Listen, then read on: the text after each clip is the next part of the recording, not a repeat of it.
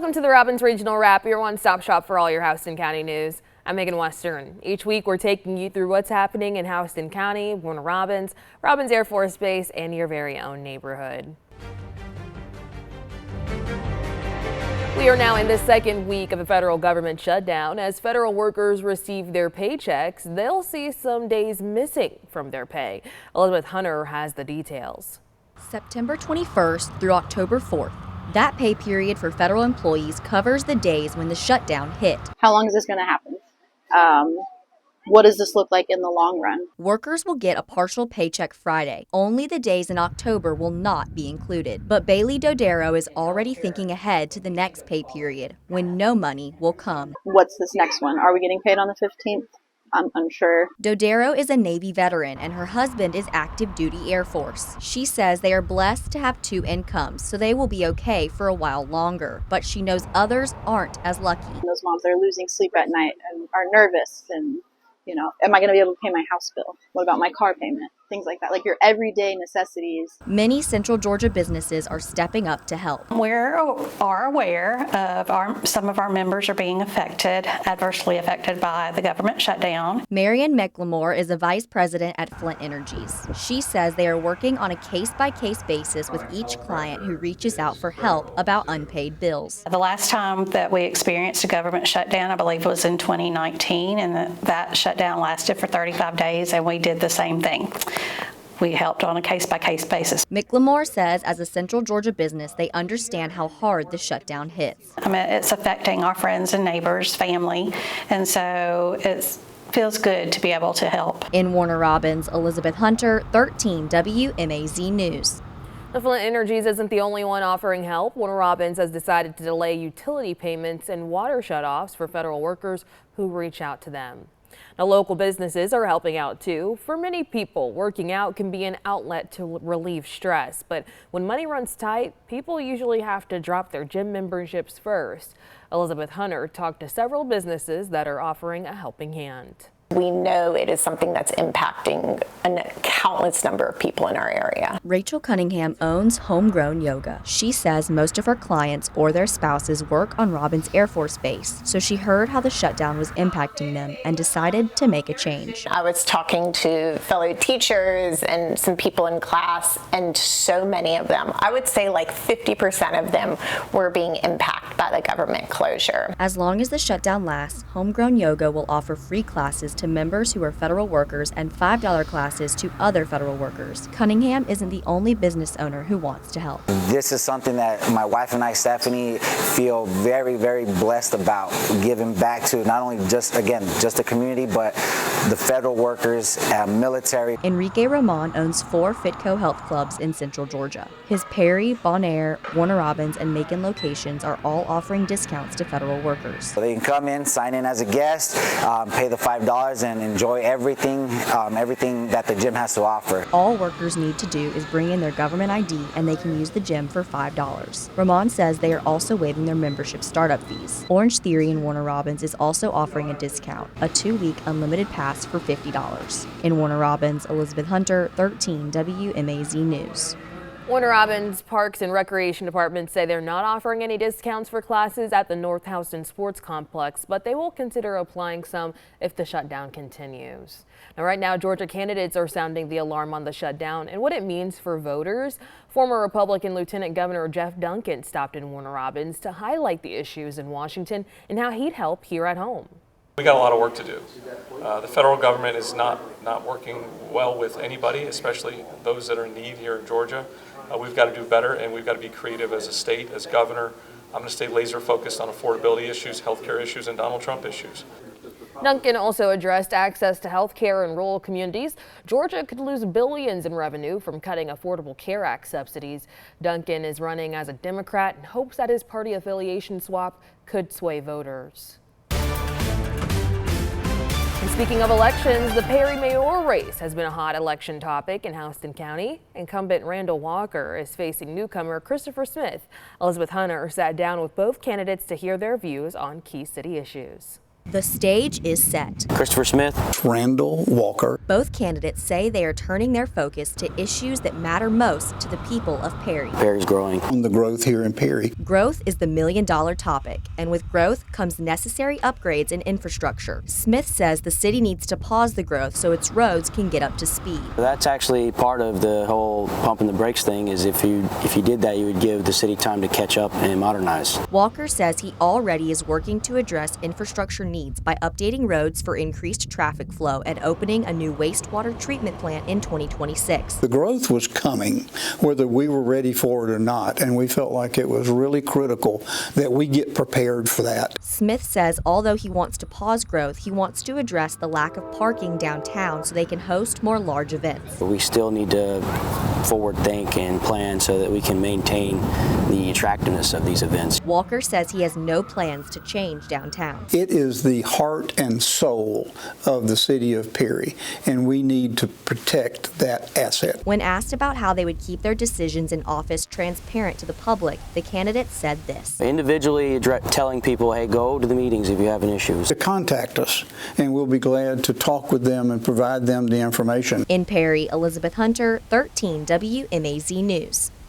Early voting will open for all Georgia elections this coming Tuesday, October the 14th. That includes the mayoral race in Warner Robins, where incumbent Mayor LaRhonda Patrick faces challenger Fabian Velasquez. And right now we're continuing our coverage of a gang and racketeering investigation. It brought state, local, and federal agencies to locations across Warner Robins. Throughout the day, officers served search warrants at multiple homes, including one on Briarwood Drive. That's where Jasmine Lee talked with neighbors about what they saw that Wednesday.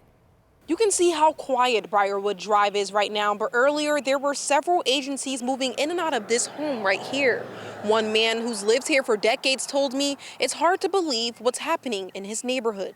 Having a raid in your neighborhood is unsettling. It's not the most comforting. This was the scene on Briarwood Drive where police say today's coordinated operation targeted alleged gang and racketeering activity. The GBI, Houston County Sheriff's Office, and U.S. Marshals helped serve search warrants at different places across the city. It's shocking is what it is. But Randall Duckworth says the warning signs have been growing in recent years. He's lived on Briarwood Drive for 50 years. Over the years, you see more and more people creeping in. Here lately, I've had 2 people try to get in my cars. While officials have not confirmed how many people were arrested or what charges may be filed, I saw officers lead a woman from this home in handcuffs, and a red pickup truck was towed from the scene. Duckworth says he hopes what happened here sparks something he's been asking for a long time. More police patrols. We never see police patrols. And, you know, I understand this is Houston County's big growing. I've never seen a police patrol down here, and I think that would help a lot. Reporting in Warner Robins, Jasmine Lee, 13 WMAZ News. Now we know a little bit more about that investigation. Authorities say 28 people are behind bars after the year-long investigation into a major narcotics ring. Jasmine Lee sat down with District Attorney Eric Edwards, who says this is one of the largest operations he's ever led. Even after seeing officers swarm this street just a day ago, neighbors I spoke with say they still feel safe here. Many tell me they're relieved to see police cracking down in their community. We don't want our people in Houston County dropping dead because of ingesting illegal narcotic. District Attorney Eric Edwards says the goal was clear: stop the flow of drugs in Houston County before it cost more lives. Wednesday's raid led to 28 arrests, all connected to a gang-driven drug operation in Warner Robins. There had been complaints from people in the neighborhood, and it really got them looking at what was going on over there. The investigation started in 2024 after neighbors spoke up about suspicious activity. After a year-long investigation, police gathered enough information to serve warrants at multiple locations where they found drugs like marijuana, meth, and cocaine. But for some neighbors, the bust came as a surprise. The perspective in the neighborhood hasn't changed. I mean, I still feel safe here. Ryan Quaid lives just a few houses away from one of the homes raided. He moved to this neighborhood 6 months ago with his family.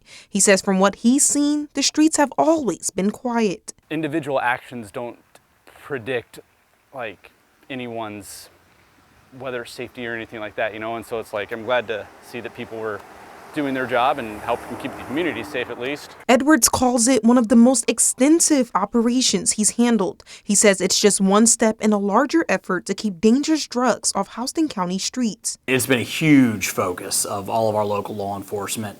Overdose deaths are something that plagues the entire country. Reporting in Warner Robins, Jasmine Lee, 13 WMAZ News.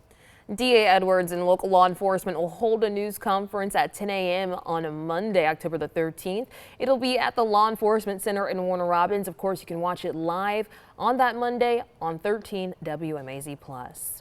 And Emory has laid out their treatment plan for their new locations in Warner Robins and Perry. Back in June, Emory integrated with Houston Healthcare. In the last 3 months since, Emory started upping the dosage to get these locations on track to recovery. Elizabeth Hunter heard from CEO Kelvin Splain about what their main focuses are and how much it's costing to make sure Houston County's healthcare system also has good financial health.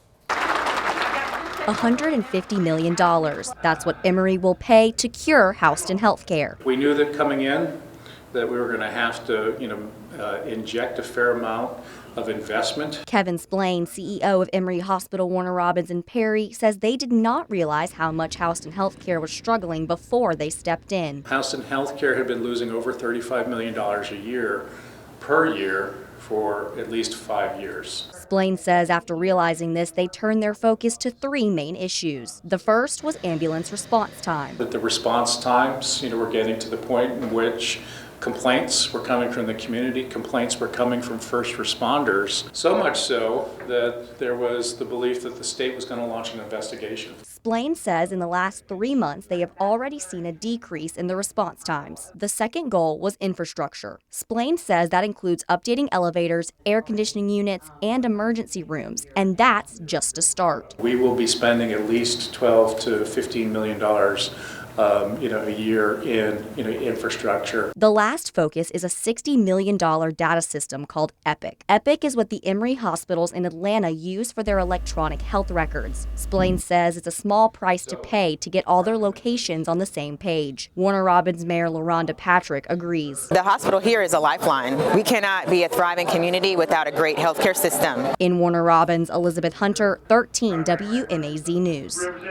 After months of delays and setbacks, Warner Robins is now just days away from opening its first full-service homeless shelter. Jasmine Lee got a sneak peek inside and shows you how this community-built facility is designed to do much more than just provide a place to sleep. It's just amazing to see where we've come, and we're about ready to open it up. After years of planning, delays, and community effort, Warner Robins' first homeless shelter is now a reality. We had mold issues, we got all that figured out and all, and this is where we're at today. Brian Wise has been there through every delay, every setback. Now he's ready to see people walk through these doors. The shelter will provide space for 70 people. Wise told me each person will be paired with a caseworker to help them work toward jobs, housing, and stability. We're going to eventually have a 90-day program down here, but we're going to start off as like a day shelter and all. And we will be open this winter as a woman's shelter, like when it gets below 32. Beyond the bed, each individual will have access to job training, showers, a clothing closet, even help building resumes. Wise says this place isn't just about shelter, it's about restarting lives. So will meals be provided to everyone in the community, or is it just for people that's staying here? No, it's going to be for the community. I mean, people in need, that's who we're going to serve to. If they need a meal, we're going to not turn them away, we're going to feed them. And they'll have the support to do just that, thanks to a partnership with Purdue Chicken, who's committed to donating meat for as long as it's needed. And this room is set up for a cafeteria. Mayor LaRonda Patrick calls Haven Hope House the shelter the community built. While the city provided seed money, dozens of local groups stepped in to finish the job, to finish the building, and start rebuilding lives. Living on their own, paying their own rent, working and staying on payroll, and not backsliding to whatever issue got them to this place. Getting therapy, their medical treatment, their prescriptions. That transformation starts in just days when the doors to Haven Hope House finally open. Reporting in Warner Robins, Jasmine Lee, 13 WMAZ News. The official ribbon cutting for Haven Hope House is set for Friday, October 17th at 10 in the morning. Now, the Warner Robins Parks and Rec Department is getting ready for some major improvements as well. The city allocated $3 million in its 2026 budget to fund renovations and upgrades across Warner Robins parks. City leaders say it's about building for the future. The Parks and Recreation Department is starting with major renovations at Simpsons and Peavy Park. They're updating ballparks and lighting and restrooms. Over at the International City Golf Course, crews are preparing for new irrigation systems to preserve the course. Director President Pooster says the investment is just phase one of a larger push to bring in tournaments, teams, and tourism. We're really excited, from the mayor and the council to the city administrator. We're ready to really just take flight with the Parks and Recreation and Cultural Services Department. And City of Warner Robins, we're excited to move into the future, and we're going to see a lot of new things in the near future. Construction at the two parks is expected to open or start sometime next spring or summer. The renovated park opening will happen sometime in the fall. And change is coming to Warner Robins, and this week the city is taking a bold step to make it all happen. A decades-old site coming down as part of a major push to reinvent the heart of the city and create a downtown. It's one of just many demolitions the city has done in the last year. One of the latest, a more than 8,000 square foot building at 401 North Commercial Circle. In March, the city demolished their 6th building on South Davis Drive in Commercial Circle. And in May of 2024, crews tore down the Car Source store on Watson Boulevard. Now another demolition and another step in Operation Reawaken is underway. Jasmine Lee has more from Commercial Circle with this transformation that's starting to take shape. Bricks, dust, and decades of delay all coming down in a matter of seconds. In Warner Robins, this isn't just a demolition, it's a reset button. And for many here, it's a moment they've waited a lifetime to see. Now it's time for revitalization. William Carey has called this city home since 1966. He remembers when Commercial Circle was a town center, and he's hoping to see it come back to life. This has been a city project for many years, but it hasn't been able to happen until this mayor came along and pushed through and made it a reality. The project is called Operation Reawaken, part of a multi-million-dollar plan to transform 17 acres into a walkable, livable, workable downtown. The vision: retail on the ground floor, homes and offices above, with green spaces and gathering spots in between. It just shows that we're not just talking about things, we're getting the work done. Mayor LaRonda Patrick says the city now owns nearly 90% of the land in this area, making this demolition just the first step in a long-awaited build-out. The rest, she hopes to see led by local investors and a master developer to be selected next year. A lot of the spaces out here that go up vertically, the top will be residential. So we want to see apartments, condos, which are apartments that people actually own, townhomes. There's so many things that can come. The city hopes to break ground on the first construction within 2 years. City leaders say this won't be the last demolition. They're planning to clear even more space around Commercial Circle as they move closer to selecting a master developer next year. And imagine stepping into the shower only to find the water pressure so low you can barely get wet, or seeing your water bill climb higher and higher while water is literally running down the street.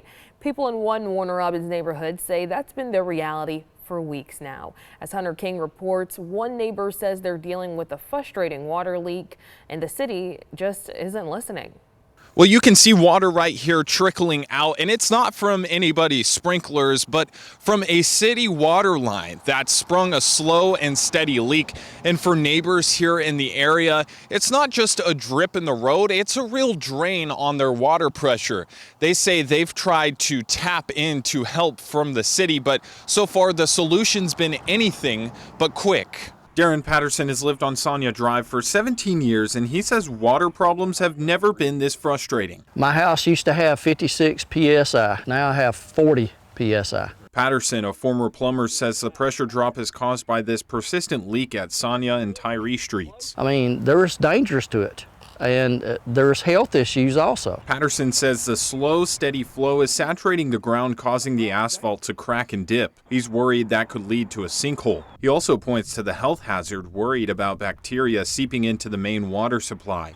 And while the water is spilling out onto the street, his water bill climbs. Just continually going up, but we can't get anybody to fix this. The city did go out after we called and identified what they say is a small leak on a fire hydrant, a leak they say had not been flagged. However, the leak we saw with Patterson is about 20 feet from the fire hydrant, slowly bubbling up through the asphalt. Patterson says he doesn't want anyone to get in trouble, he just wants the problem solved. Reporting in Warner Robins, Hunter King, 13 WMAZ News.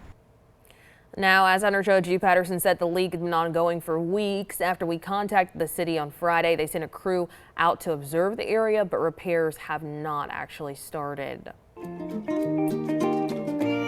And if you're looking for some high-flying fun at the fair, look no further than the Disconnected Canine Frisbee Dog Show. Trainer Lawrence Frederick says he worked for over a decade to bring his team to the big stage.